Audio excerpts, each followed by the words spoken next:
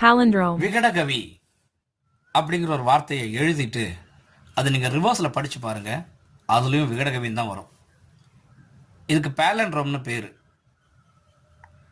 இந்த பேலண்ட்ரோம் மெத்தடில் உங்களுக்கு உதாரணமாக சொல்கிறதுக்கு ஒரே ஒரு சினிமா படம் தான் எனக்கு கிடச்சிது.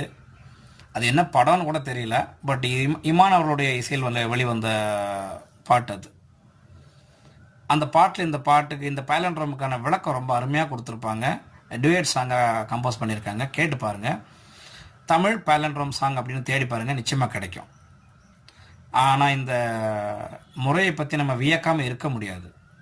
ஒவ்வொரு வார்த்தைகளையும் எப்படி செதுக்கி எடுத்து போட்டிருக்காங்க, அந்த வார்த்தைகள் அந்த பாட்டோட எந்த அளவுக்கு ஒத்து போயிருக்கு அப்படிங்கிறத பார்க்கும்போது நம்மளால் ஆச்சரியப்படாமல் இருக்கவே முடியாது. வெறும் பேலண்ட்ரோம் வார்த்தைகள் மட்டும் வச்சு நிறைச்ச பாட்டு இல்லை இது.